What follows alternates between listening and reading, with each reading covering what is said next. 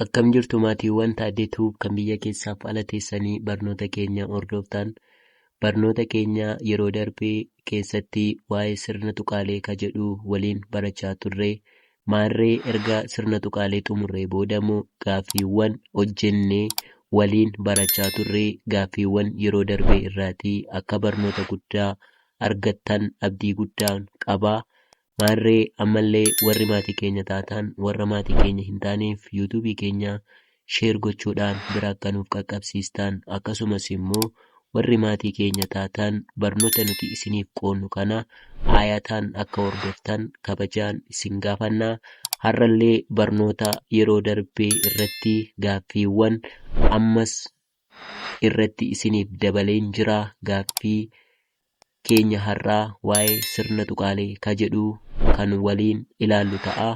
Maarree isin immoo waan gochuu qabdan gaaffiin har'a isin gaafadhu kana ammam akka hubattaniif yuutuubii keenya irraatii ammam akka hubattan, akkasumas immoo barnoota akkamii akka argattan, akkasumas sirna tuqaalee gosoota isaanii maal akka ta'an akka bartaniif kan isin gargaarudha.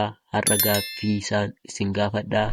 Torbee itti aanu immoo deebii isaa waliin isiniif qabadhee dhiyaadhaa. Garuu amma isinirraa kan eegamu akkaataa gaaffii gaafatamtanitti barnoota keenya yeroo darbee irraatii ilaaltanii yuutuubii keenya irraatii irra deebitanii hordoftanii gaaffii gaafatamtaniif deebiinsaa kam akka ta'e koomentii jalatti akka nu barreessitan, akkasumas immoo erga hirmattanii booda immoo ani immoo deebiisaa ibsa waliin qabadheen isiniif dhiyaadhaa. Har'a kan waliin barannu gaaffiiwwan waa'ee sirna tuqaalee ka jedhu waliin ilaallaa. Mata dureen armaan olitti argamu kun gaaffii waa'ee sirna tuqaalee ka jedhudha jechuudha. Gaaffii waa'ee sirna tuqaalee kana irratti sirna tuqaalee viidiyoo darban irratti tuqaa kanneen akka mallattoo gaaffii, kanneen akka raajeffannoo, mallattoo waraabbii, tuqlamee, qoodduu jabaa isiniif hojjedheen jira. Maarree viidiyoo yeroo darban irraatii irra deebitanii ilaaltanii gaaffii kanaa fi deebii isaa koomentii jalatti akka nu barreessitan gamanamaan dhaamsa keenyaa. Gaaffii tokkoffaan akkas jedha. Tuqaan yeroo kamitti dhimma baafamaa? Irran deebi'aa. Tuqaan yeroo kamitti dhimma baafamaa? A. Yeroo gaaffii ibsinu. B. Yeroo hima xumuruuf. C. Yeroo hima walitti fufsiisuuf. D. Yeroo mallattoo barreessinuu jedha. Irran deebi'aa. Tuqaan yeroo kamitti dhimma baafamaa? A. Yeroo gaaffii ibsinu. B. Yeroo hima xumuruuf. C. Yeroo hima walitti fufsiisuuf. D. Yeroo mallattoo barreessinuu jedha. Isingaa waa'ee tuqaa viidiyoo darban irratti isinii hojjedheen jira. Tuqaan maaliif akka fayyadu erga adda baafattanii booda gaaffiiwwan filannoo kana keessatti deebiin isaa yookiin A, yookiin B, yookiin C, yookiin D keessaa filattanii deebii waa'ee faayidaa tuqaa kan ilaalchisee tuqaan yeroo akkamiitti dhimma baafama ka jedhuu fi deebii isaa koomentii jalatti nuuf barreessaan gamanumaan dhaamsa keenyaa. Barnoonni keenya akkuma itti fufetti jira. Gaaffii lammaffaan gaaffiin faayidaa maalii qabaa? Irran deebi'aa. Gaaffiin faayidaa maalii qabaa? A. Hima kakaasuuf. B. Hima gaaffii dhaammachuuf. C. Hima mallatteessuuf. D. Hima xumuruuf jedha. Irran isinii deebi'aa. Gaaffiin faayidaa maalii qabaa? A. Hima kakaasuuf. B. Hima gaaffii dhaammachuuf. C. Hima mallatteessuuf. D. Hima xumuruuf jedha. Egaa waa'ee mallattoo gaaffii viidiyoo darban irratti isinii hojjedheen jira.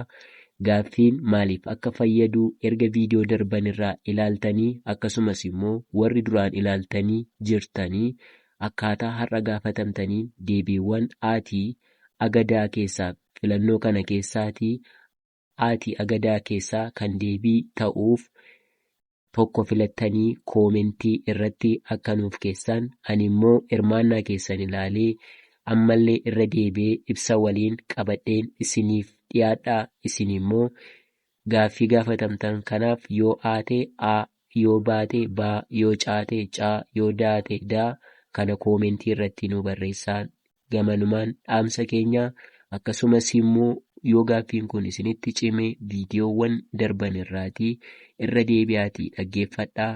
Erga waa'ee gaaffii kanaa ilaaltanii booda garuu hima gaafatamtan kanaaf akkaataa gaafatametti deebii isaa tokko as keessaa filadhaatii koomentii jalatti nuuf ka'an. Gamanumaan dhaamsa keenya. Barnoonni keenya akkuma itti fufetti jira. Gaaffii sadaffaan akkas jedha. Tuqlameen faayidaa isaa maali? Irran deebi'a. Tuqlameen faayidaan isaa maali? A. Gaaffii dhiyeessuuf. B. Hima xumuruuf. C. Iccitii agarsiisuuf. D. Hima keessatti wantoota tarreeffamanii dhufan dura galaa jedha. Kanaaf waa'ee tuqlamee illee viidiyoo isaa isiniif hojjedheen jira. Waa'ee tuqlamee kana irra deebitanii faayidaan isaa maal akka ta'e erga adda baafattanii booda deebii isaa kana koomentii isaa irratti nuuf ka'aa. Akkasumas immoo warri isiniif haaraa ta'e waa'ee sirna tuqaalee tokko tokkoo isaa mallattoon isaa maal akka fakkaatu akkasumas immoo faayidaan isaa maal akka ta'e yuutuubii irratti hojjedhee isiniif gadhiiseen jira. Maarree isin immoo mallattoo isaa fi faayidaa isaa erga achii viidiyicha ilaaltanii booda gaaffii gaafatamtan kanaa fi irra deebitanii erga dhaggeeffattanii booda filannoowwan kana keessaa kan deebii ta'uuf waa'ee tuqlamee deebii isaa koomentii jalatti nuuf katabaan isiniin jenna. Ammallee irra deebi'een isiniif dubbisaa. Gaaffii sadaffaan akkas jedha. Tuqlameen faayidaa isaa maali? A. Gaaffii dhiyeessuuf. B. Hima xumuruuf. C. Iccitii agarsiisuuf. D. Hima keessatti wantoota tarreeffamanii dhufan dura galaa jedha. Kanaaf filannoowwan kana keessaa tokko kan deebii ta'uuf filattanii koomentii jala nuuf ka'aa. Ani immoo erga isin hirmaattanii booda ibsa waliin viidiyoo itti aanuun qabadhee isiniif dhiyaadhaa. Kanaaf deebii kan isiniif ta'e yoo aate A, yoo baate B, yoo caate C, yoo daate D kana keessaatii garuu deebiin tokkodha. Deebii kan ta'u koomentii jalatti nu barreessaan. Gamanumaan dhaamsa keenya isiniin jenna. Egaa barnoonni keenya har'aa gaaffiiwwan waa'ee sirna tuqaalee kan jedhu waliin gaaffii isin gaafadheen jira. Viidiyoo itti aanuun ibsaa fi deebisaa waliin qabadhee isiniif dhufaa. Isinirraa immoo kan eegamu gaaffii kanaa kan deebii ta'uuf akka dandeessanii fi yookiin hammam akka hubattaniif isin gargaaraa fi kanaaf deebisaa irra deebi'aatii kan hin ta'a jettanii yaaddan filannoowwan argaman keessaa deebisaa tokko koomentii jalatti nu katabaan. Gamanumaan dhaamsa keenyaa. Maarree barnoota taaddeen tuub isiniif gadi lakkisu kana irraa barnoota guddaa akka barattan abdii guddaa qabna. Ammallee obboleewwan keessan warra yuutuubiin keenya bira hin geenye yuutuubii keenya sheer gochuudhaan bira akka nuuf qaqqabsiistan akkasumas immoo warri yuutuubiin keenya isin bira ga'ee viidiyoowwan qubeerraa kaasee amma yoonaa isinii hojjedhee jiru irratti irra deebitanii hordoftanii gaaffii gaafatamtaniif deebii akkasumas immoo faayidaa qubeerraa kaasee amma ammaatti baranne keessatti barnoota kanneen akka dubbisuu, barreessuu, dubbisuu akka gonfattaniif baay'ee kan isin fayyadu waan ta'eef yuutuubii keenya jalqabaatii aga dhumaatti hordofaan. Gamanumaan dhaamsa keenya. Barnoonni keenya har'aa gaaffii waa'ee sirna tuqaalee kan jedhu waliin hojjechaa turree barnoonni keenya har'aa asirratti dhaabbata. Namoonni immoo barachuuf fedha qabaattan karaalee bilbila asii gadiitiin nu quunnamuu dandeessu. Barnoonni keenya har'aa asirratti kan goolabnu ta'a. Waan nu dhaggeeffattaniif guddaa galatoomaa isiniin jenna.